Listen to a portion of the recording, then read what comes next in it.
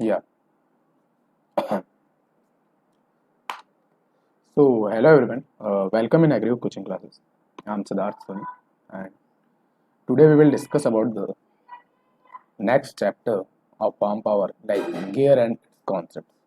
Okay. In last previous lectures, we had discussed about the IC engine, and after IC engine, we had discussed flywheel.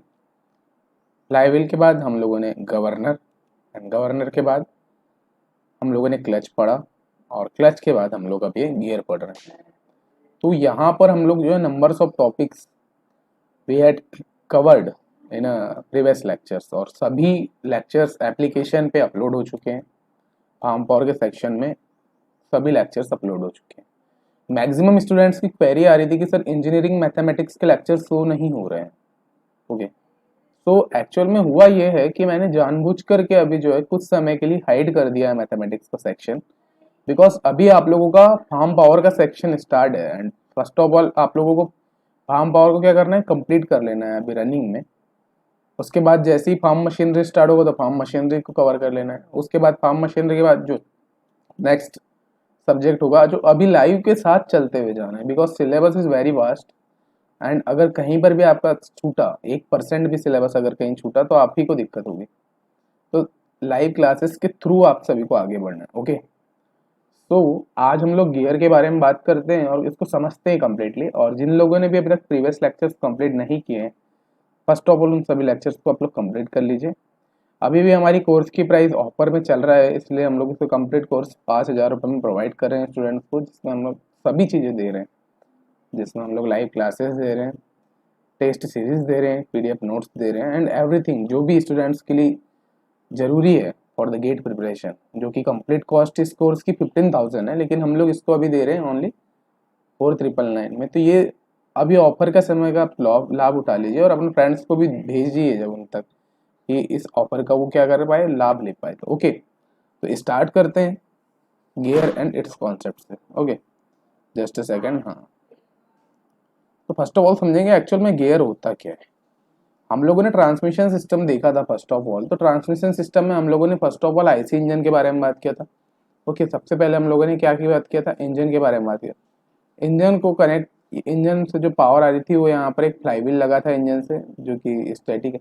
तो engine, इसके बाद हमने flywheel के बारे में पढ़ा। ओके, फ्लाईव्हील में हमारी क्या होती थी, एनर्जी जो है स्टोर हो रही है। उसके बाद यहीं से अटैच किया हमने क्लच को। क्लच क्या कर रहा था, कनेक्ट और डिस्कनेक्ट कर रहा था।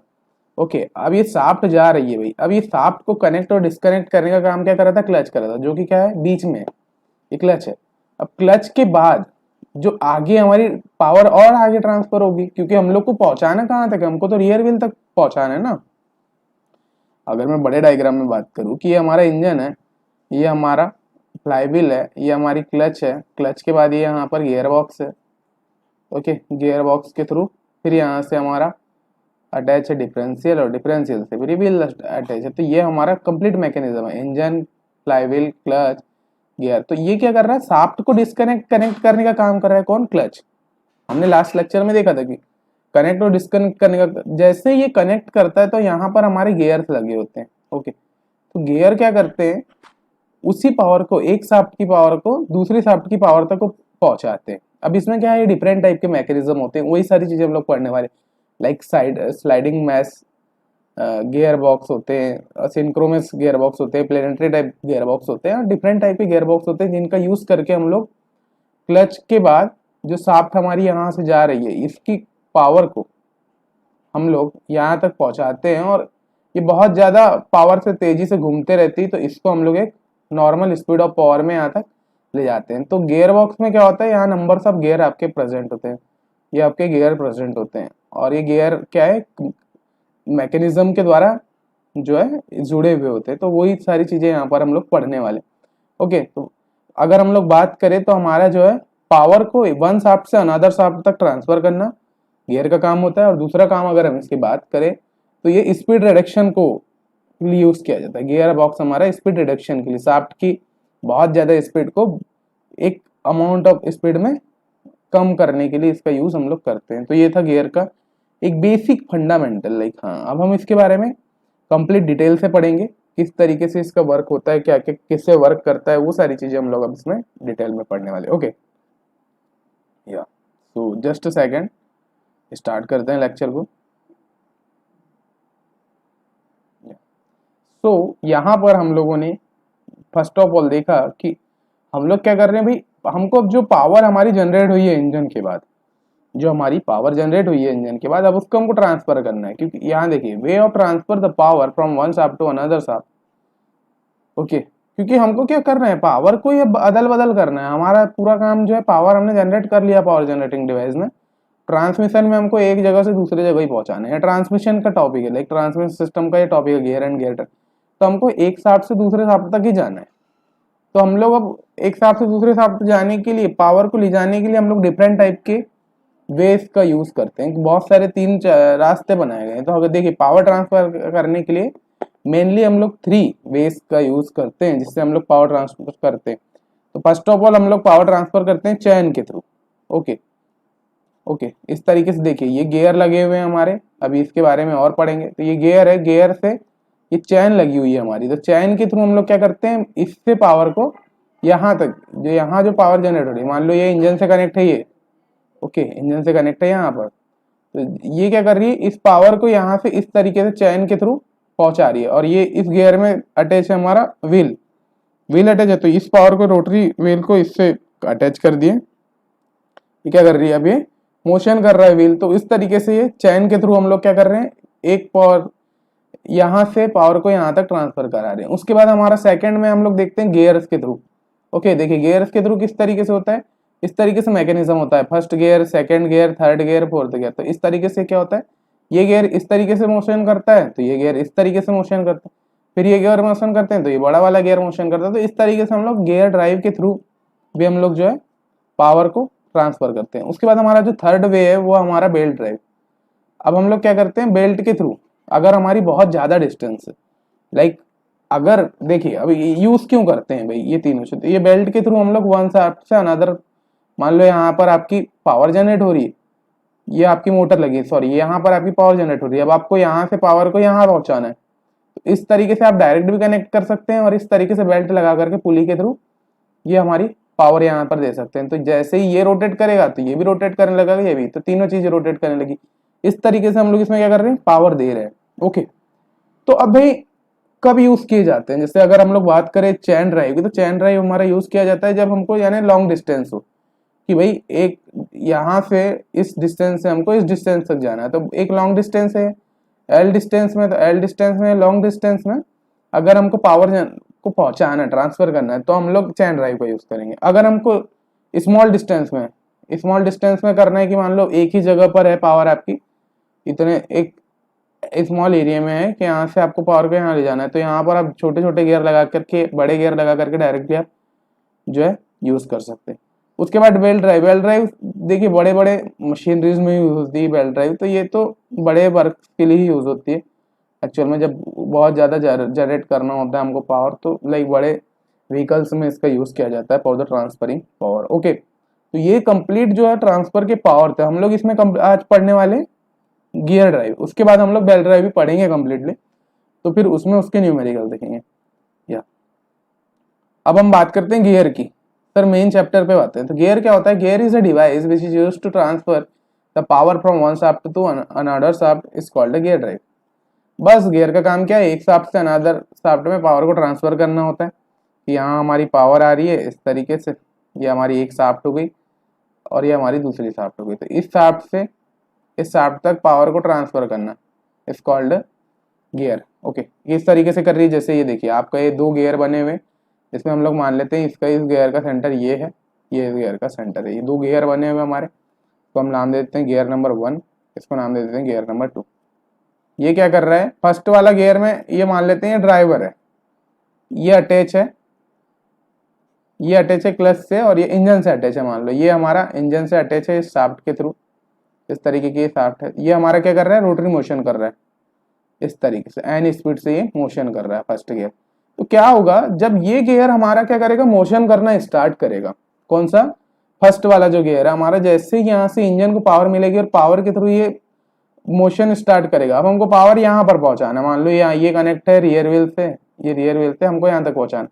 तो ये हम लोग क्या करेंगे गियर का यूज करके कि जैसे ही ये मोशन करेगा तो ये इस तरीके से इसको नीचे की ओर धक्का देगा, तो इस तरीके से नीचे की ओर धक्का देगा, तो ये जैसे धक्का देगा ये क्या करने लगेगा, इस वाली डायरेक्शन में अब ये गियर मूव करने लगेगा। तो जैसे ही ये गियर इस तरीके से मूवमेंट कर रहा है तो ये इस तरीके से मूवमेंट करने लगेगा। इस कंडीशन को हम लोग कहते हैं क्लॉकवाइज कंडीशन, कि जैसे ही ये मूवमेंट करा तो ये क्लॉकवाइज कंडीशन, तो इसमें ये काउंटर क्लॉकवाइज हो जाएगा। काउंटर क्लॉकवाइज ना, एंटी क्लॉकवाइज से काउंटर क्लॉकवाइज, तो ये इस तरीके से मूवमेंट करने लगेगा। तो ये क्या हो रहा है, गियर वन शाफ्ट से अनदर शाफ्ट तक अब इसको पावर, तो ये घूमेगी तो फिर ये शाफ्ट जो है ये रोटेट करना स्टार्ट करेगी और ये रोटेट करेगी, तो हमारे जो व्हील है उसको पावर मिलेगी। तो ये था कंप्लीट मैकेनिज्म। ओके, तो इस तरीके से पावर एक फॉर्म से दूसरे फॉर्म में कन्वर्ट हो रही है। ओके, तो यही था कंप्लीट मैकेनिज्म।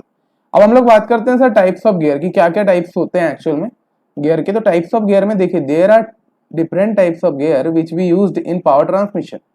पावर ट्रांसमिशन में हम लोग मेनली देखिए डिफरेंट टाइप के पावर यूज करते हैं। लाइक हम लोग अभी जब इसके वो पढ़ेंगे मैकेनिज्म, लाइक स्लाइडिंग मेश क्या होता है, सिंक्रो मेश क्या होता है, और जो डिफरेंट टाइप के जो मैकेनिज्म यूज हम लोग डिस्कस करेंगे हम उसमें देखेंगे कि क्या होते हैं। ओके, तो अभी फर्स्ट ऑफ ऑल हम लोग इसमें बात कर लेते हैं ये चीजें क्या होती है। तो फर्स्ट हमारा होता है स्पर गियर। टाइप्स की बात करें तो फर्स्ट हमारा स्पर गियर होता है, दूसरा हमारा हेलिकल गियर होता है, थर्ड हमारा बेवल गियर होता है, फोर्थ वार्म गियर, और फिफ्थ हम लोगों ने रखा है माइटर गियर।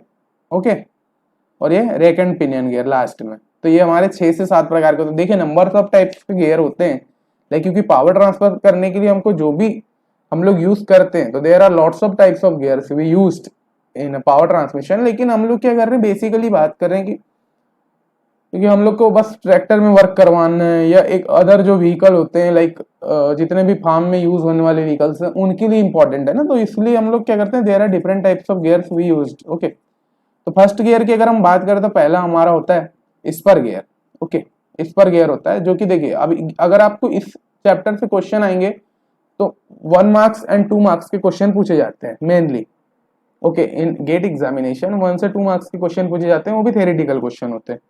ओके, क्योंकि गियर से पूछे जाते हैं, तो गियर में देखिए तो स्पर गियर किस तरीके से होते हैं, इस तरीके से हमारे स्पर गियर होते हैं। तो स्पर गियर में कुछ पॉइंट्स पहले पढ़ लेते हैं, उसके बाद इसको समझते हैं। तो आप लोगों ने इस तरीके के गियर देखा होगा कि इस तरीके से कनेक्शन होता है गियर्स के बीच में। ये हमारा स्पर गियर का एग्जाम। तो ये फर्स्ट यहाँ पर आ जाएगा use to connect parallel shaft. तो स्पर गियर का हम लोग कभी भी अगर यूज करते हैं तो ये हमारे से पैरेलल शाफ्ट को यूज करने के, पैरेलल मतलब समांतर शाफ्ट को पावर जनरेट करने के लिए। मान लो कि एक पावर में आपकी इस तरीके से शाफ्ट लगी हुई है, इसमें ये पैरेलल शाफ्ट में के अंदर एक शाफ्ट लगी हुई है। ओके, ये इस तरीके से मोशन कर रहा है, तो ये कनेक्ट करिए। जैसे ये इस तरीके से मोशन कर रहा है तो ये क्या करेगा, ये यहाँ से इसको कनेक्ट करके फिर ये नीचे की ओर करेगा, तो फिर इधर इसको इस तरीके से घुमाएगा। तो ये क्या कर रही है, ये हमेशा समांतर शाफ्ट के बीच में ही कनेक्ट होते हैं। ओके, तो स्पर गियर का यूज हम लोग समांतर शाफ्ट को कनेक्ट करने के लिए करते हैं कि दो स्पर गियर आपके जब भी कनेक्ट होंगे जब दोनों शाफ्ट क्या होगी, एक दूसरे के पैरेलल होगी। ओके, तो फर्स्ट पॉइंट ये है स्पर गियर का। Teeth are parallel to axis, जो टीथ है आपके एक्सिस के पैरेलल होना चाहिए। ओके, जो टीथ है मान लो ये हमारी शाफ्ट है, शाफ्ट के इसी जैसे इस तरीके से टीथ लगे हुए हैं। ओके, ये हमारे टीथ है, तो ये क्या है, पैरेलल है ना एक्सिस के, समांतर उसमें है। तो ये भी हमारा सही है कि हाँ देखिए स्पर गियर में जो भी टीथ होते हैं वो एक्सिस के पैरेलल होते हैं। ओके, ये due to sudden engagement noise and vibration at high speed. Okay, अब क्या होता है देखिए सर कि हमको कनेक्ट करना है फर्स्ट शाफ्ट सेकंड शाफ्ट। अब कब करेंगे, देखिए हम लोग बाइक्स में गाड़ियों में क्या यूज करते हैं, गियर यूज करते हैं। तो गियर में क्या करता है, यहाँ पर बोला गया कि अगर सडन एंगेजमेंट करते हैं हम लोग, अगर दो गियर का एक बहुत तेजी से अगर दोनों को एक साथ मिलाते हैं तो क्या होता है, हमारा नॉइस वाइब्रेशन जो है क्रिएट होने लगता है। अगर बहुत ज्यादा स्पीड से वो घूम रहे हैं तो हमारे क्या होगा, आवाज आने लगती है और हमको क्या होता है, वाइब्रेट होने लगते हैं। तो इससे हमारे जो है मतलब नॉइस पॉल्यूशन और ये वाइब्रेशन की कंडीशन इसमें बनती है। तो आपको जैसे यही क्वेश्चन पूछ दे कि नॉइस एंड वाइब्रेशन की कंडीशन कब बनती है, हाई स्पीड में, कौन से गियर में बनती है, तो वो स्पर गियर होगा। तो हाई स्पीड में क्या होता है, कनेक्ट होने के लिए ये फर्स्ट गियर में इसमें हमारे को आवाज भी आती है और वाइब्रेट भी होता है। On radial load on no axial load. तो इसमें देखिए रेडियल लोड और एक्सियल लोड क्या होता है, फर्स्ट ऑफ ऑल समझते हैं। तो रेडियल लोड क्या होता है, अगर हम लोग बात करें डायग्राम के थ्रू, तो जैसे हमारी शाफ्ट है। ओके, तो रेडियल लोड क्या होगा? हाँ, तो रेडियल लोड क्या होगा? ये हमेशा रेडियल लोड जो होता है 90 डिग्री एंगल पे बनता है। कि मान लो इस तरीके से हमारी कोई शाफ्ट है, तो यहाँ से अगर इसके डायरेक्ट यहाँ से अगर एक 90 डिग्री का एंगल लग रहा है, जो कि सामने से लग रहा है, लाइक हम लोग अभी बैठे हैं, मान लो ये कोई चीज है, ये मेरे लिए कोई चीज है, और इसमें अगर ऐसा इस तरीके से 90 डिग्री पे जो एंगल लग रहा है उसको रेडियल लोड कहते हैं। और अगर एक्सिस के थ्रू अगर एक्सिस के थ्रू लग रहा है, मान लो इधर से लग रहा है, इधर से लग रहा है, तो उसको एक्सियल लोड। अब यहाँ एक्सियल लोड की बात किया था क्लच में। एक्सियल लोड क्या हो रहा था? प्रेशर लगाने के लिए। मान लो ये हमारी क्लच है, तो इस तरीके से सामने से प्रेशर लगेगा, इस तरीके से प्रेशर लगेगा। अगर इसके ऊपर बात करेंगे तो ये रेडियल लोड होगा। तो इसमें क्या होता है, इस गियर में ओनली रेडियल लोड लगता है। ओके, आपको ये याद रखना है, ओनली रेडियल लोड लगता है, एक्सियल लोड इसमें नहीं लगता, बस इतना याद रख लेना। अभी हम लोग जब इसकी लोड्स के बारे में बात करेंगे, जब हमको प्रेशर फाइंड करेंगे और फोर्सेस अगर फाइंड करेंगे, जब हम लोग वहां पर उसको डीपली समझेंगे। ओके, इस तरीके से वो निकाला जाता है। उसके बाद हमारा सेकंड टाइप का गियर होता है, वो होता है हमारा हेलिकल गियर। हेलिकल गियर जो होता है use to connect parallel shaft. इसका भी यूज हम लोग पैरेलल शाफ्ट को कनेक्ट करने के लिए यूज करते हैं। Teeth are incline to axis. देखिए, ये अगर एक्सिस है तो ये क्या हो रहा है? इंक्लाइंड है। इंक्लाइंड मतलब थोड़ी सी झुकी हुई है ना भाई। ये हमारी एक्सिस है, तो हमारी टीथ कैसी है? इस तरीके से। ये क्या है? इंक्लाइंड है।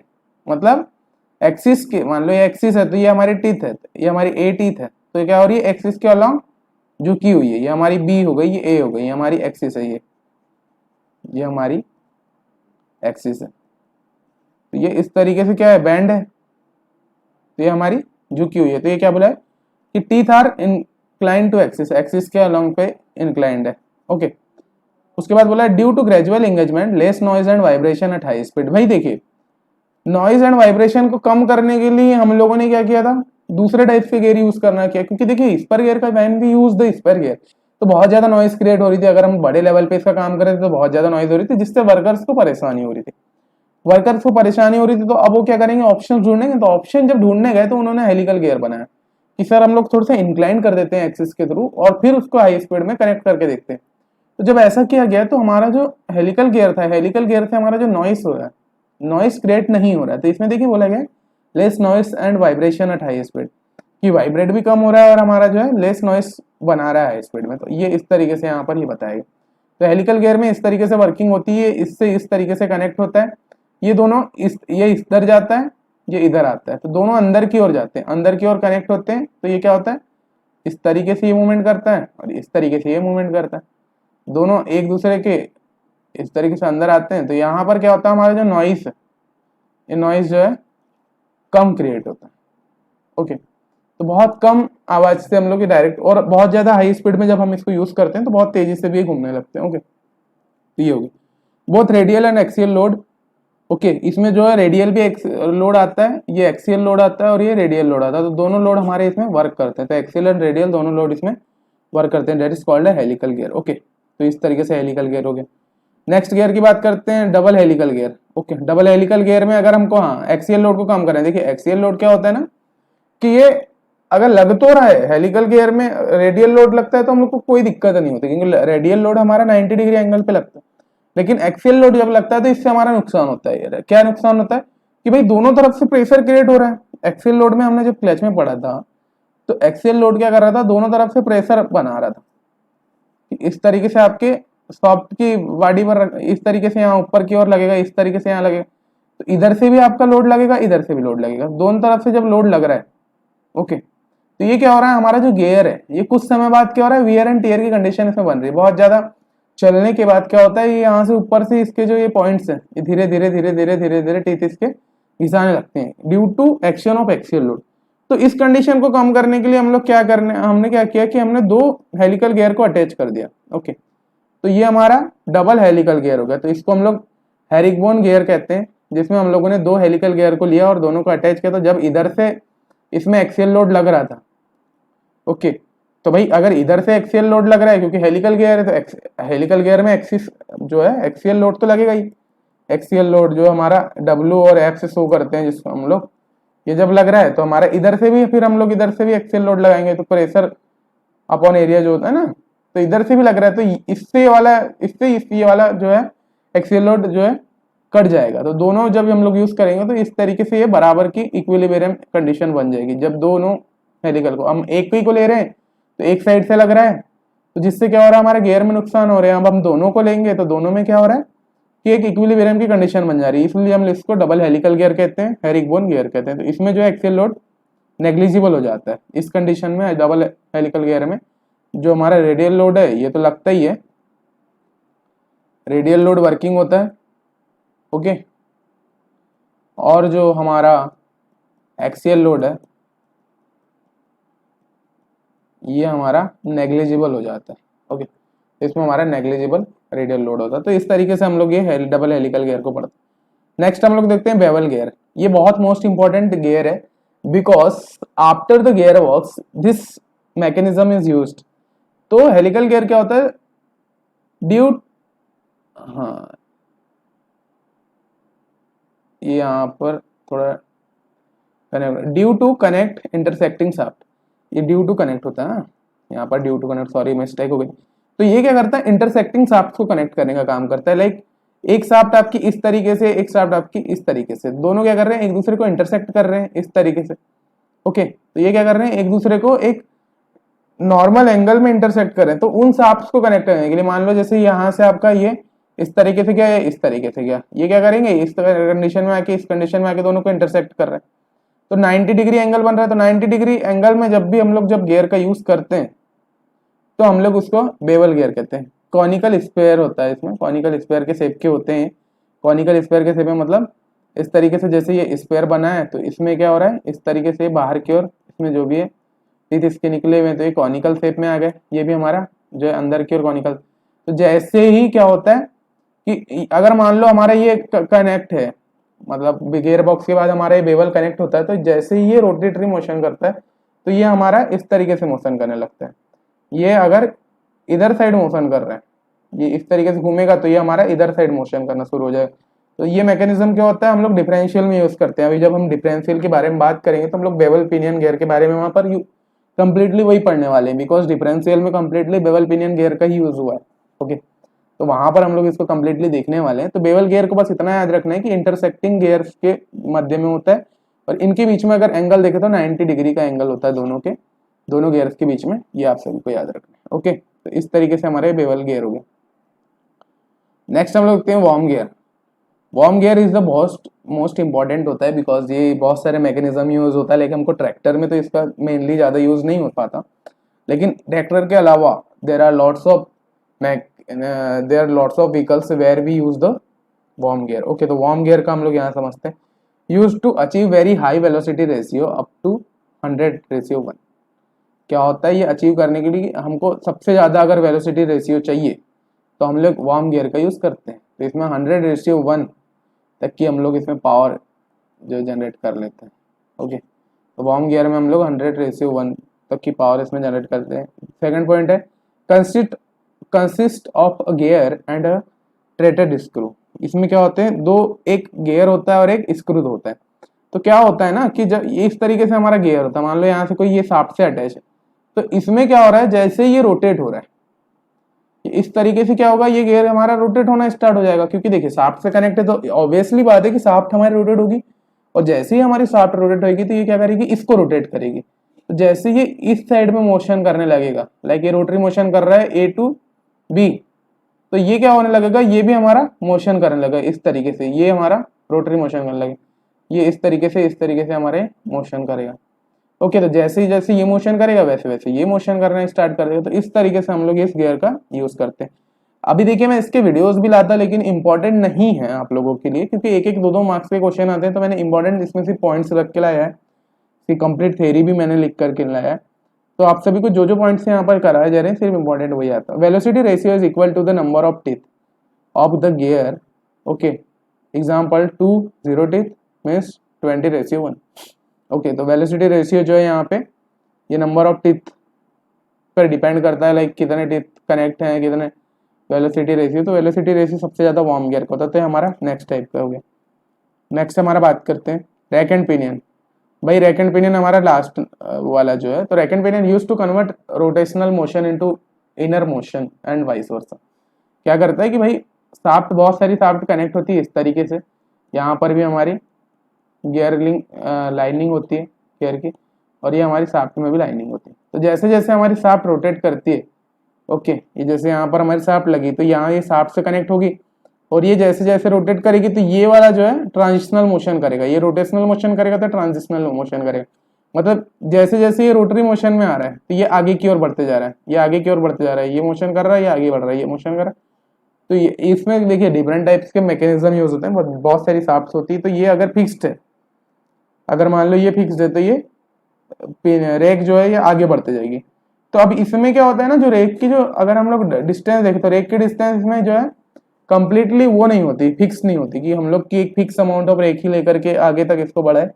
तो रेक एंड पिनियन में ये आप लोगों का नहीं होता कि एक फिक्स अमाउंट ऑफ रेक और पिनियन, मतलब रेक की डिस्टेंस हो तो ये कंप्लीट नहीं होता। लेकिन पिनियन में जो है हम लोग जो है गियर का यूज करते हैं। तो अभी जब इनको नाम देंगे, इसके इक्वेशंस निकालेंगे तो आप सभी लोग वहां समझेंगे। तो ये था हमारा रेक एंड पिनियन टाइप के। तो ये गियर्स के हम लोगों ने टाइप्स कंप्लीट कर लिए। यहाँ पर हम लोगों ने कंप्लीट देखा कि कौन कौन से टाइप के हमारे गियर होते हैं। ओके, नेक्स्ट हम लोग बात करते हैं स्पर गियर की टर्मिनोलॉजी के बारे में। देखिए गेट में अगर हम लोग इंपॉर्टेंटली बात करें तो गेट में हमारे जो है अगर गियर से क्वेश्चन देंगे तो मेनली जो क्वेश्चंस है वो आपके गियर ट्रेन से आते हैं। मेनली जो क्वेश्चंस अगर नंबर्स ऑफ की बात, एक दो नंबर के क्वेश्चन आपके यहाँ से आते हैं कि लाइक टर्मिनोलॉजीज पे आएंगे। अब देखिए डिफरेंट टाइप की टर्मिनोलॉजीज होती है सभी गियर्स के अंदर, लेकिन हम लोग इसमें पढ़ने वाले हैं ओनली स्पर गियर की, because spur gear is a very important for the GATE. बाकी सब गियर्स भी हैं, लेकिन अगर आपकी एजी की बात करें इन एग्रीकल्चर इंजीनियरिंग, तो हम लोग एग्रीकल्चर इंजीनियरिंग के पॉइंट ऑफ व्यू से देखें तो मैक्सिमम क्वेश्चन अगर मैं प्रीवियस ईयर के अभी तक बात करूँ, जब हमने एनालिसिस किया तो मैक्सिमम क्वेश्चन हमको स्पर गियर से ही आने मिले, और इसी को हम लोग कंप्लीटली बात कर लेते हैं कि स्पर गियर में इस तरीके से क्वेश्चन पूछे जाते हैं, किन किन टर्मिनोलॉजीज पे पूछे जाते हैं। तो यहाँ पर देखिए मैंने फर्स्ट एक डायग्राम लिया, ये हमारा गियर है। गियर में देखिए इसमें कुछ क्या बने, सर्कल्स बने हुए हैं इस तरीके से। गियर में फर्स्ट सर्कल बना है, सेकंड सर्कल बना है, थर्ड सर्कल बना है। तो इन सर्कल्स को क्या होता है, इनको एक नाम दिया होता है, इन सर्कल्स का एक मीनिंग होता है। ओके, ये सर्कल्स ऐसे ही बनाए नहीं जाते, इनकी एक ना कोई एक मीनिंग होगी। ओके, तो क्या मीनिंग है उसी को समझने के लिए हम लोग टर्मिनोलॉजीज का यूज करते हैं। तो फर्स्ट ऑफ ऑल हम लोग इसकी कंप्लीट टर्मिनोलॉजी देखेंगे। उसके बाद हम लोग ने क्या लिया, इसमें टीथ लिया है, इसमें हमने टीथ के बारे में टीथ लिए हैं, 2 टीथ लिए हैं, और इसमें भी जो भी चीजें हम लोग को अभी यूज होने वाली है आगे, उन सभी चीजों की हमने बात की। तो हमने स्पर गियर दिया, तो स्पर गियर का क्या यूज होता है कि 2 पैरेलल शाफ्ट को कनेक्ट करने का ये काम करती है स्पर गियर। ओके, तो इसमें जैसे देखिए ये स्पर गियर हमारा, तो स्पर गियर में जो फर्स्ट वाला सर्कल है, फर्स्ट वाले सर्कल को हम लोग बोलते हैं आउटसाइड डायामीटर। ओके, आउटसाइड जो है ये आउटसाइड ये सर्कल होता है, इसको हम लोग बोलते हैं, ये इस तरीके से सर्कल होता है। तो इसको आउटसाइड यहाँ से कंप्लीट वो डायमीटर होता है। हाँ जस्ट अ सेकंड, ये हमारा हो गया ये इनसाइड, ये हमारा इनसाइड डायमीटर को शो करता है। ये पिच डायमीटर होती है, ये वाली लाइन है, ये पिच को शो करती है। और ये हमारी यहाँ से यहाँ तक की जो डिस्टेंस होती है फर्स्ट गियर से सेकंड गियर, उसको हम पिच कहते हैं। ओके, तो इसमें ये 3 सर्कल होते हैं जिसमें पिच सर्कल इसको बोलते हैं। ये फर्स्ट वाली जो है पिच सर्कल कहलाती है, ये एडेंडम होता है, डेडेंडम होता है। तो इसको हम लोग कंप्लीटली यहाँ पर समझते हैं, एक्चुअल में इस डायग्राम में इसमें शो नहीं किया हुआ है। तो जस्ट ये एक डायग्राम है, इस तरीके से डायग्राम में इसमें 3 सर्कल बने हुए हैं। हाँ, तब 3 सर्कल को हम लोग यहाँ नॉमेनक्लेचर ऑफ स्पर गियर में समझते हैं। तो जब हम लोग बात करते हैं इस तरीके से, तो हमारा जो सबसे ऊपरी हिस्सा है लाइन की, ये वाला जो हिस्सा है उसको हम लोग कहते हैं एडेंडम सर्कल। ये जो हमारा होता है ये हमारा होता है एडेंडम सर्कल। गियर के सबसे टीथ के ऊपर में जो सबसे ऊपरी जो चीज होती है, मतलब ये वाला जो एरिया है हमारा ऊपरी सरफेस का, ये जो सर्कल से कनेक्ट है, ये पूरी ऊपरी सर्कल, तो ये हमारा हो गया एडेंडम सर्कल। ओके, जो गियर का सबसे ऊपरी भाग है। ओके, गियर का जो सबसे नीचे ही भाग है, ये मान लो ये वाला जो भाग है, इसको हम कहेंगे डिडेंडम, जो डिडेंडम सर्कल, जैसे यहाँ पर शो भी किया, ये हमारा एडेंडम सर्कल हो गया। उसके बाद ये वाला जो हमारा ये डिडेंडम सर्कल हो गया। देखिए यहाँ से यहाँ तक ये एडेंडम है, यहाँ से यहाँ तक का पूरा एडेंडम सर्कल है, यहाँ से इधर जा रहा है। तो ये क्या बना रहा है, गोला बना रहा है ना भाई, यहाँ से ये इतना भाग में जो भी सर्कल हमारा वो एडेंडम सर्कल हो गया, यहाँ से इतना सर्कल जो नीचे का हो गया, टीथ के नीचे का जो एरिया है उसको डिडेंडम सर्कल कहते हैं। ओके, उसके बाद ये हमारी जो हो गई एडेंडम और डिडेंडम के बीच में जो सर्कल बन रहा है उसको हम लोग कहते हैं पिच सर्कल।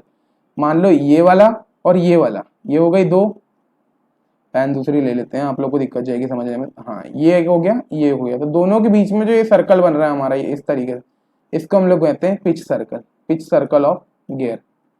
ओके, गियर की ये हमारी पिच सर्कल कहलाती है। देखिए आपको इसमें एडेंडम पूछेगा कि व्हाट इज द एडेंडम, तो upper circle of the gear teeth. Okay, जो गियर के टीथ जो होते हैं ऊपरी जो सर्कल होता है उसको हम लोग एडेंडम कहते हैं, और नीचे के सर्कल को हम लोग, जो लोवेस्ट सर्कल होता है उसको हम लोग डिडेंडम कहते हैं, और जो इंटरमीडिएट होता है लाइक एडेंडम और डिडेंडम के बीच में, तो उसको हम लोग कहते हैं पिच सर्कल। ओके, तो इस तरीके से इसको समझते हैं। उसके बाद हमारे फेस विड्थ होती है, जो कि क्या होती है, एक टीथ के स्टार्टिंग से लेके एक टीथ के एंड तक जो हमारा ये इस तरीके से ये मैकेनिज्म होता है, इसको हम लोग फेस विड्थ कहते हैं। विड्थ है चौड़ाई, तो ये हमारी फेस विड्थ कहलाती है। एडेंडम हो गया, हम लोगों ने एडेंडम क्या, एडेंडम सर्कल की बात किया कि इस तरीके से ऊपरी हिस्से में बनता है। डिडेंडम सर्कल क्या होता है, नीचे से बनता है, ये हमारे डिडेंडम सर्कल हो गया। अब हम लोग देखते हैं एडेंडम क्या होता है। तो ये वाला जो एरिया होता है, मान लो ये हमारे पिच सर्कल के ऊपरी, पिच सर्कल के ऊपर जो टीथ का एरिया होता है उसको हम लोग एडेंडम कहते हैं। ओके, ऊपरी जो साइड होता है इसको हम लोग एडेंडम कहते हैं। तो ये डायरेक्टली क्वेश्चन पूछा गया है गेट में कि what is the upper part of the teeth in gear is called addendum. Dedendum क्या होता है कि अब इसके नीचे का जो भी एरिया है, भाई नीचे भी जो पिच सर्कल के नीचे जो एरिया बचेगा उसको हम लोग डिडेंडम कहेंगे। डिडेंडम इसको कहते हैं। यहाँ टीथ में जैसे हो गया एडेंडम फेस विड्थ हो गया, फिर ये स्पेस विड्थ, तो इसकी जो विड्थ होती है यहाँ से यहाँ तक की डिस्टेंस को हम लोग स्पेस विड्थ कहते हैं। ओके, फिर ये टीथ की, दो टीथ के बीच की जो मतलब टीथ की जो डिस्टेंस होती है उसको, इसकी जो थिकनेस होती है इसको हम सर्कुलर थिकनेस कहते हैं।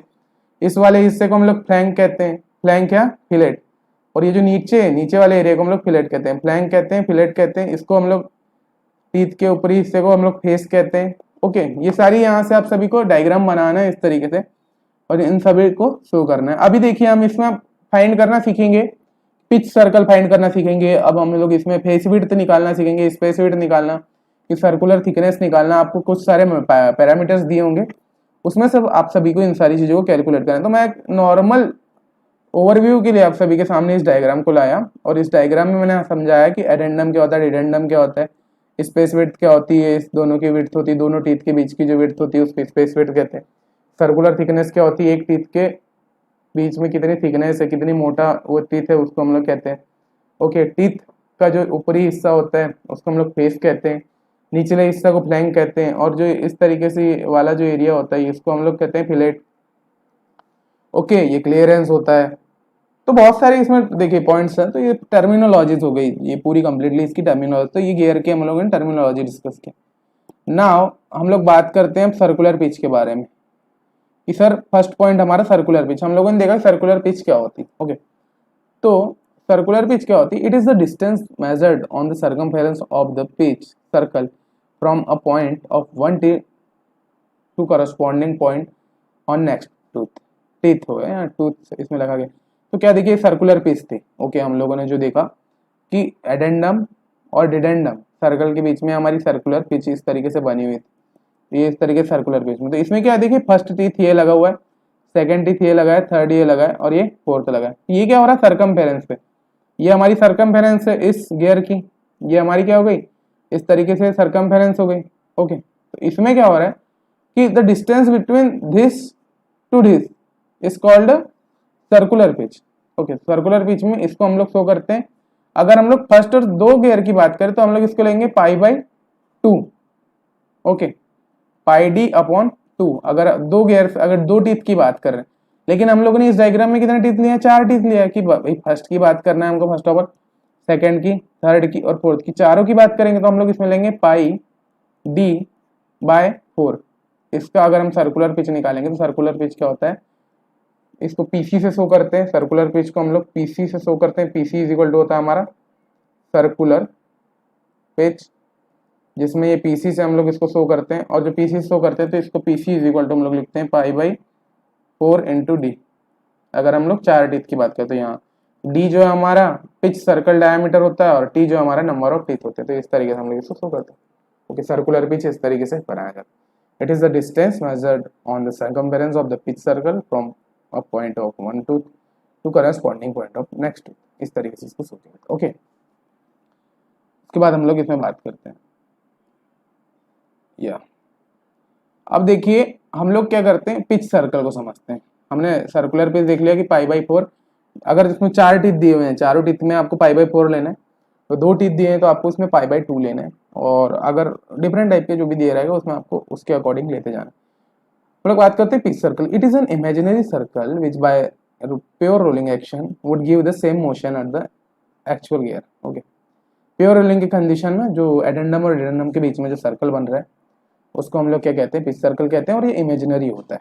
इसको हम लोग नॉर्मली समझते हैं कि हाँ, ऊपरी भाग से नीचे भाग में अगर बीच में एक ऐसी कंडीशन होगी कि जहाँ से एक फोर्स एक्ट करेगा तो हमारा पिच सर्कल होगा। ओके, तो हम लोग यहाँ पर एक एग्जांपल लिया है।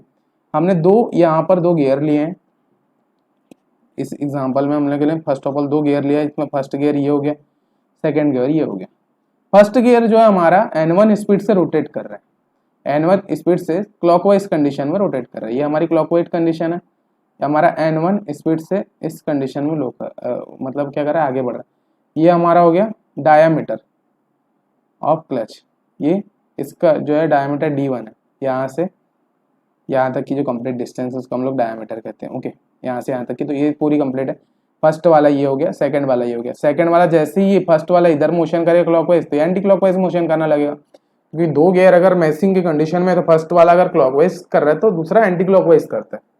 अगर if the condition in matching, वैसी कंडीशन में अगर हम दूसरी की बात करें, ओके, डिफरेंट इसकी बात करें, तो क्या कर रहे हैं, मैच हो रहे हैं और क्या घूम रहे हैं गोल। तो ये क्या होती है, कंडीशन होती है। तो ये इस तरीके से, और ये क्या होगा, नीचे की ओर इसमें फोर्स लगेगा, क्योंकि देखिए इस तरीके से यहाँ दबाएगा, एक पॉइंट यहाँ पर ऐसा बनेगा जहां पर हमारा जो है 0 हो जाएगा पॉइंट, मेशिंग की जो कंडीशन बनती है। तो इसमें हम लोग देखेंगे पिच पॉइंट जो कहते हैं इसको, मैं अभी देखने वाले हैं। तो इसमें देखिए N1 स्पीड से ये रोटेट करे, N2 स्पीड से ये रोटेट करे।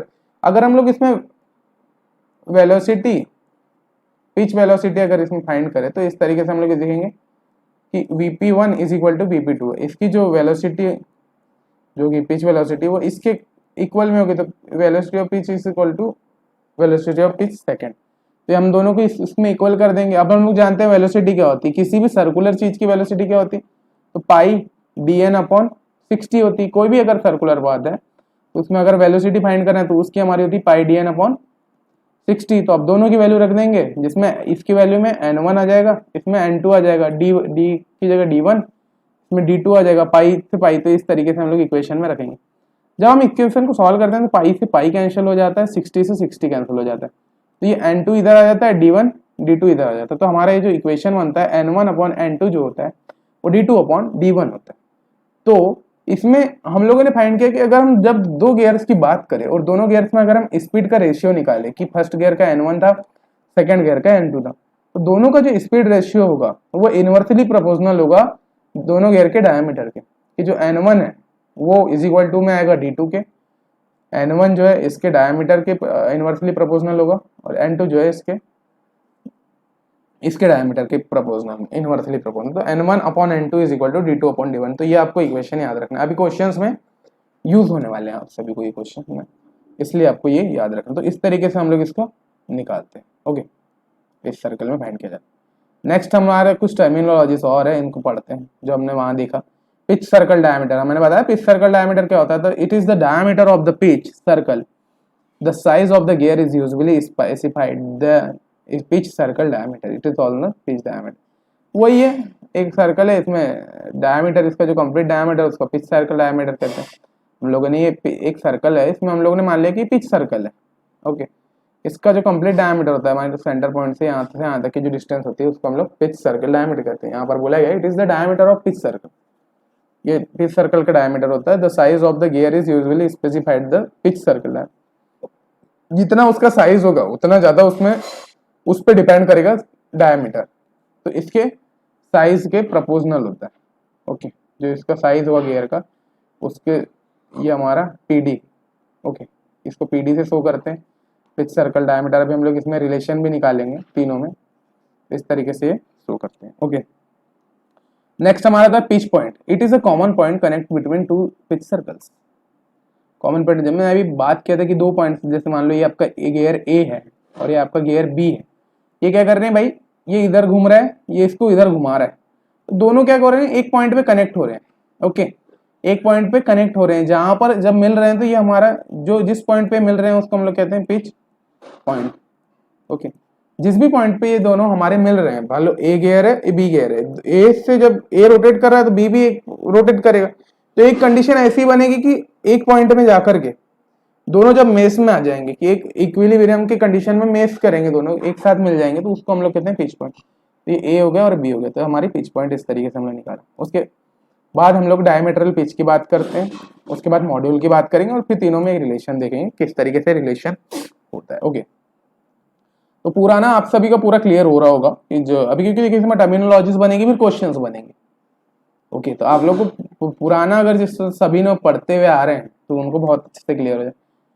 Okay, it is the ratio of number of teeth to the pitch circle diameter.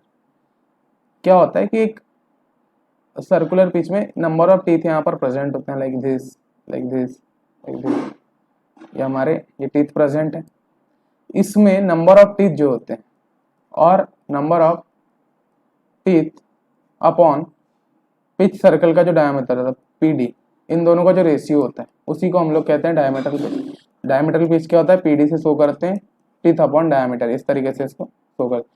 तो ये हो गया number of teeth in present in gear, number of diameter of the gear is called this. Okay, तो ये हम लोग इस तरीके से निकालते हैं। अब हम लोग बात करते हैं मॉड्यूल के बारे में कि मॉड्यूल क्या होता है। तो मॉड्यूल क्या होता है, the ratio of pitch circle diameter to the number of teeth is called a module. Module क्या होता है, इसमें डायरेक्टली बता दिया कि रेशियो होता है डायमीटर और टीथ का। अगर डायमीटर और टीथ का रेशियो निकालेंगे तो कहेंगे मॉड्यूल, और हम लोग अगर निकालेंगे टीथ और डायमीटर का, टीथ और डायमीटर का, तो हम लोग इसको कहते हैं पिच, डायमीटरल पिच। तो मॉड्यूल समझ में आ गया होगा कि टीथ का डायमीटर का टीथ के साथ रेशियो होता है और डायमीटरल पिच का जो होता है टीथ का डायमीटर के साथ होता है, दोनों एक दूसरे के अपोजिट होते हैं। तो इस तरीके से अभी हम लोग ने, ये क्या टर्मिनोलॉजीज है, अब सबको अभी मॉड्यूल बोल देगा डायरेक्टली। अभी जब आपसे गियर ट्रेन के क्वेश्चन करेंगे तो गिवन है मॉड्यूल दिस, तो आपको डायरेक्टली फॉर्मूला लगना है डी अपॉन टी। ओके, तो आप वहां से इजीली सॉल्व कर पाएंगे। ओके, तो ये हमने समझा। अब इसके बाद हम लोग नेक्स्ट समझने वाले प्रेशर एंगल। हाँ, ये इंपॉर्टेंट है आप सभी का कि प्रेशर एंगल। देखिए आपके दो गियर्स दे रहते हैं, it is the angle between the common normal to gear teeth at a point of contact and common tangent to the pitch of. Okay, तो क्या होता है भाई, दो गियर हम लोग कनेक्ट करवा रहे हैं। अब इसमें फोर्स एनालिसिस करेंगे किस तरीके से फोर्स एक्ट करता है। ओके, तो भाई ये हमारा हो गया गियर ए, ये हमारा हो गया गियर बी, ये हमारा गियर का सेंटर हो गया, ये हमारा सेकंड गियर का सेंटर हो गया। ओके, पेन दूसरी ले लेते हैं, येलो पेन कर। ये क्या कर रहे हैं, N1 स्पीड से रोटेट कर रहे हैं और ये हमारा N2 स्पीड से इस साइड में रोटेट कर रहे हैं। हो गया, ये हमारा कंप्लीट इसकी वर्क। जब ये N1 स्पीड से रोटेट कर रहे हैं तो एक पॉइंट में आकर के यहाँ मेस करेंगे। ओके, तो ये क्या कर रहा है, इस पर गियर की कंडीशन में मैंने जब ही बताया था कि इसमें जो है रेडियल लोग एक्ट करता है, तो हम लोग जो है इसमें एक इस तरीके से एक स्ट्रेट फोर्स लगेगा जिसको हम लोग कहते हैं कॉमन टेंजेंट। हम लोग जो इससे इस तरीके से एक फोर्स लग रहा है जो कि नीचे की ओर आप सभी को लग रहा है, क्योंकि गियर क्या कर रहे हैं, फर्स्ट गियर कनेक्ट हो रहा है सेकंड गियर से, और क्या कर रहे हैं नीचे की ओर भाई घुमाएगा। अगर उसको दूसरे को कंडीशन में लाएगा कि अब मेरे साथ तू भी घूम भाई, तो ये जैसे घूमेगा तो ये भी घूमेगा। तो ये जो कैसे घूमेगा, इस तरीके से कंडीशन होगी तो इस तरीके से घूमने लगेंगे कि अब भाई मेरे साथ तू भी घूम, तो ये नीचे की तरफ एक फोर्स लगाएगा, तो इसको हम लोग कहते हैं कॉमन टेंजेंट। ओके, और इसमें क्या होगा, जब ये रोटेट करेंगे तो इस तरीके से एक फोर्स आपका इधर से भी लगेगा, तो हम लोग ट्रायंगुलर शेप में जो इस तरीके से एक फोर्स आपका लगेगा, इसको हम लोग कॉमन नॉर्मल या इसको line of action of force. Okay, इसको हम लोग कॉमन नॉर्मल कहते हैं, line of action of force, इस तरीके से आप सभी का लगेगा। तो इसको हम लोग FN कहते हैं, नहीं इसको FT कहते हैं, और इसको हम लोग FN कहते हैं। ओके, इस तरीके से हम लोग इसको शो करें। अब ये दोनों के बीच का जो एंगल होता है अल्फा, इसको हम लोग नाम देते हैं अल्फा। ओके, कि कॉमन नॉर्मल और कॉमन टेंजेंट के बीच में एक अल्फा नाम का एंगल बनता है जिसको हम लोग कहते हैं प्रेशर एंगल। भाई यहाँ से कुछ प्रेशर अलग होगा, यहाँ से कुछ फोर्स अलग निकल रहा है, यहाँ से कुछ फोर्स अलग निकल रहा है, दोनों के बीच में कितना फोर्स एक्ट करे, तो अल्फा फोर नाम का फोर्स एक्ट करेगा, तो इसको हम लोग कहते हैं प्रेशर एंगल। कितने प्रेशर से ये एंगल क्रिएट हो रहा है, कितने एंगल में और कितने प्रेशर से, तो इसको हम लोग कहते हैं प्रेशर एंगल। और इसकी जो अगर स्टैंडर्ड वैल्यू की बात करें तो 20 से 25 डिग्री तक का ये होता है अल्फा। तो आप सभी को समझना होगा कि कॉमन नॉर्मल, क्योंकि देखिए अगर ये घूमेगा तो ये क्या करेगा, नीचे की तरफ भी फोर्स लगाएगा और इस तरीके से भी इसमें फोर्स लगेगा, कि आपको एक फोर्स इधर से इधर साइड में लगेगा, इस वाले के लिए यहाँ से यहाँ तक में एक आपका एफ फोर्स लगेगा, और इधर से इधर जाएगा तो यहाँ पर भी आपका एफ फोर्स लगेगा। ओके, अब भाई कॉमन नॉर्मल और लाइन ये वाला फोर्स क्यों लग रहा है, कि देखिए जब ये रोटेट कर रहा है तो ये क्या हमारा शाफ्ट से कनेक्ट है, ये वाला जो गियर है हमारा शाफ्ट से कनेक्ट है। अगर आप लोगों ने फोर्स ऑफ एनालिसिस पढ़ा होगा मशीन डिजाइनिंग में, जब स्टार्टिंग चैप्टर कर, तो उसमें जब हम लोग जब ये रोटेट कर रहा है तो ये इंजन के द्वारा रोटेट कर रहा है। ओके, तो इंजन के द्वारा रोटेट कर रहा है तो ये क्या होगा, उसी के मोशन के अकॉर्डिंग ही फोर्स क्रिएट करेगा ना, तो वो इस तरीके से नीचे की ओर लगाएगा, क्योंकि ये शाफ्ट के थ्रू इसमें पावर आ रही है और शाफ्ट के थ्रू इसमें पावर आ रही है, तो नीचे की ओर लग रहा है, तो इसमें फोर्स इधर नीचे की ओर लगेगा। लेकिन इस वाली कंडीशन में क्या हो रहा है, ये कॉज ऑफ मोशन की वजह से हो रहा है ना, इसमें क्या हो रहा है, कॉज ऑफ मोशन की वजह से लग रहा है, जो फोर्स लग रहा है उसमें। कॉज ऑफ मोशन मतलब कि ये स्टैटिक है, जब तक हम लोग इसको नहीं घुमाएंगे तब तक ये घूमेगा नहीं। आपको समझना होगा कि जब तक हम लोग फर्स्ट गियर को नहीं घुमाएंगे तो हमारा जो सेकंड गियर जब तक मूवमेंट नहीं करेगा, तो ये मूवमेंट कब करेगा भाई, तो ये कंडीशन होती है हमारी, इस तरीके से इसमें फोर्स एक्ट होता है, तो ये घूमने के लिए इधर से इधर जाएगा तो हमारा फोर्स भी ऊपर की ओर एक्ट होगा, इधर से फोर्स लगा और ये इसमें क्या है, रोकने के लिए कंडीशन लगती है, तो एफ ये लगा।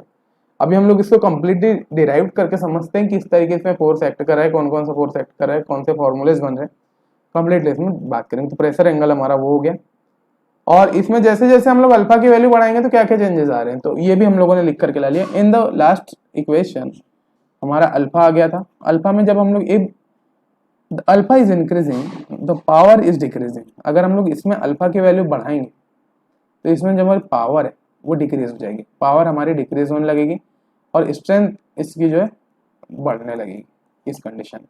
तो पावर हमारी कम जा रही है और स्ट्रेंथ इसकी बढ़ते जा रही है, कि जो चीज ज्यादा रुकेगी तो स्ट्रेंथ उसकी बढ़ते जाएगी ना भाई, है ना, क्षमता उसकी बढ़ते जाएगी। तो अल्फा जैसे जैसे हम लोग इंक्रीज कर रहे हैं तो हमारी पावर क्या हो रही है, रेड्यूस होते जा रही है, यहाँ पर फर्स्ट पॉइंट ये।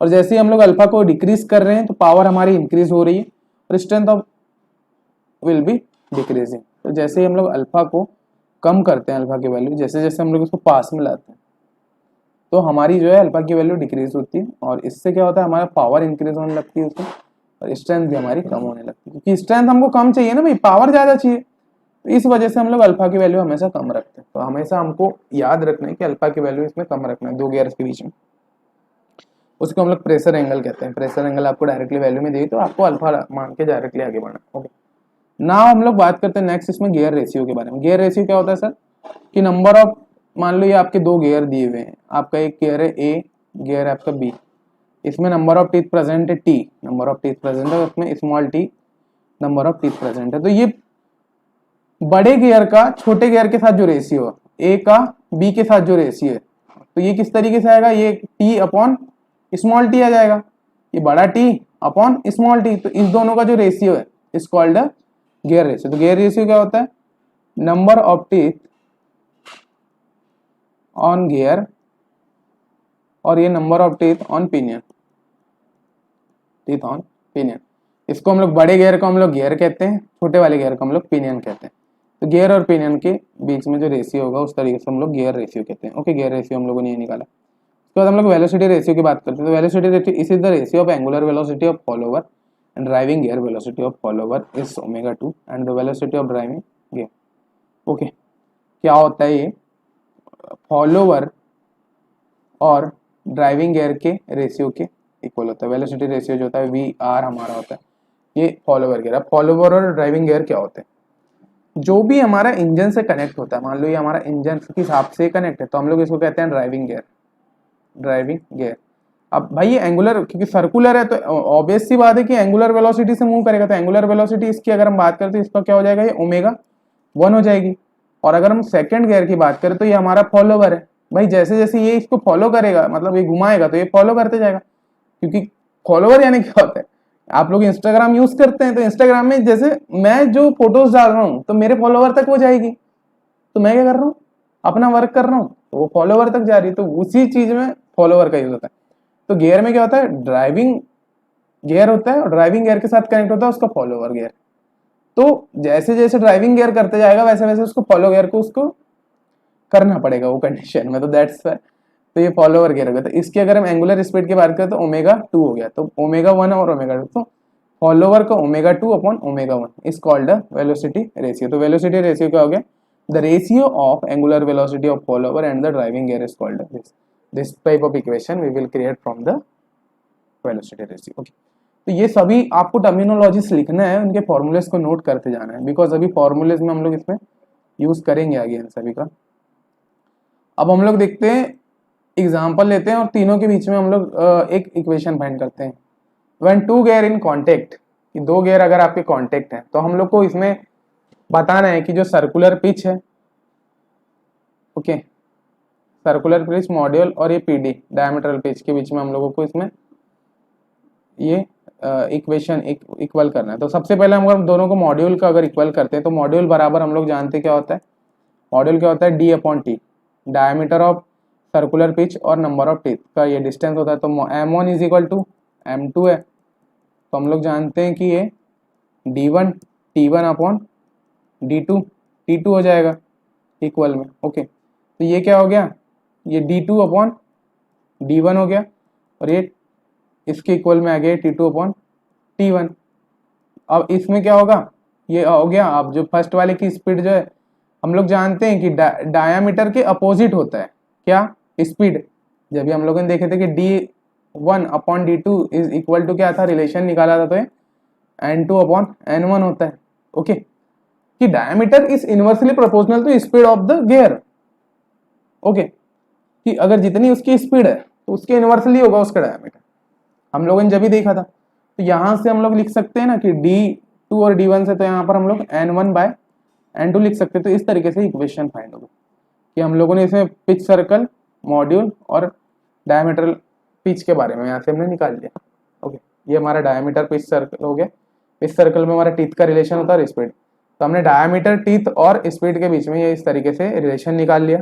ओके, तो ये वाला आपको रिलेशन को आपको याद रखना है क्या, कि d2 upon d1 is equal to t2 upon t1 is equal to n1 upon n2। ये फॉर्मूले से आपके अब सारे क्वेश्चंस बनेंगे इन गियर, सारे क्वेश्चन जो भी गियर में आपकी पूछी जाती हैं इसी फॉर्मूले से बनेंगे। आपको फर्स्ट वाले की या तो स्पीड दे दी जाएगी या सेकंड वाले की स्पीड दे दी जाएगी और आपको t2 की वैल्यू दे जाएगी, t1 फाइंड करने बोलेगा तो आपको वहां से उसको फाइंड करना है, या फिर आपको इसकी वैल्यू दे दी जाएगी, इसकी दे दी जाएगी, इसकी दे दी जाएगी, तो आपको d2 फाइंड करने बोलेगा। तो यहाँ से आपको तीनों की वैल्यू पुट करना है, इक्वेशन लगाना है, फाइंड करना। तो ये या तो इस इक्वेशन सॉल्व होगा या तो इक्वेशन से, और या तो ये इस इक्वेशन से। आपको तीनों में रिलेशन ही बस ये याद रखना, तीनों इक्वल होते हैं, कब अपोजिट होता है कब अपोजिट नहीं होता वो कंडीशन याद रख लेना और इस तरीके से इसमें निकाल लेना। तो मॉड्यूल से हम लोगों ने इस तरीके से दोनों तीनों का रिलेशन निकाला, सारे क्वेश्चन अभी इसी से हम लोग बनाने वाले। ओके, आगे बढ़ते हैं। अब देखते हैं इसमें फोर्स एनालिसिस। तो फोर्स एनालिसिस जो है हम लोग इसको अब कल देखने वाले हैं कम्प्लीटली। ओके, इसके बाद हम लोग इसमें कम्प्लीटली कल इसमें बात करेंगे फोर्स एनालिसिस क्या होता है, इसके कुछ क्वेश्चंस है, नंबर्स ऑफ क्वेश्चन डिस्कस करेंगे जो कि आपको एप्लीकेशन पे पूरे क्वेश्चंस मिल जाएंगे, ये सारे क्वेश्चंस हम लोग इसमें पढ़ने वाले। तो आज के लेक्चर बहुत बड़ा हो गया, तो इस लेक्चर को यहीं पे खत्म करते हैं और कल इसके बारे में फोर्स एनालिसिस पढ़ेंगे, गियर का जो भी फोर्स एनालिसिस है, कंप्लीट फोर्स एनालिसिस में हम लोग पढ़ने वाले। उसके बाद हम लोग इसके न्यूमेरिकल्स करने वाले और सारी चीज़ें हम लोग उसमें करने वाले। ओके, तो अब आपको वापस से एक बार इन्फॉर्म कर देता हूँ कि जो हमारा गेट एजी 2024 का कोर्स है, गेट एजी 2024 का जो कोर्स है हमारा, ये अभी हमारे को 4999 में प्रेजेंट है आप सभी को। अगर आप लोग इसे परचेस करना चाहते हैं तो 7610622042 में जाकर के आप इसको परचेस कर सकते हैं। जल्द से जल्द परचेस कर लीजिए और स्टार्ट करिए अपनी पढ़ाई को, because GATE is unpredictable exam. इसमें देखिए कुछ भी पूछता है, इसलिए तैयारी पुराने तरीके से, अगर आपको कॉन्सेप्ट समझ में आ रहे हैं तो आप लोग इजीली जो है क्वेश्चन को देखते सॉल्व तो कर पाएंगे। अभी जैसे आप सर्कुलर पिच निकालने बोल दिया, डायमीटर निकालने बोल दिया, स्पीड निकालने बोल दिया, तो आपको अगर इसका कॉन्सेप्ट पता होगा तो you can solve the next questions. तो ये सब कॉन्सेप्ट को समझना होगा ना फर्स्ट ऑफ ऑल, तो ये समझने के लिए हम लोग इसको कम्प्लीटली डिस्कस कर रहे हैं। तो पढ़ते रहिए, डेली बेसिस पे लेक्चर्स कंप्लीट करिए और कोर्स को जल्द से जल्द परचेस करके स्टार्ट करिए अपनी तैयारी। ओके, तो जैसे ही आप कोर्स की तैयारी स्टार्ट कर देते हैं तो आपका जर्नी स्टार्ट हो जाती है। अभी हम इसके टेस्ट लेंगे, क्वेश्चंस करेंगे, नंबर्स ऑफ डिफरेंट इसमें बात करेंगे। ओके, थैंक यू गाइस, मिलते हैं नेक्स्ट लेक्चर में, जब तक के लिए थैंक यू।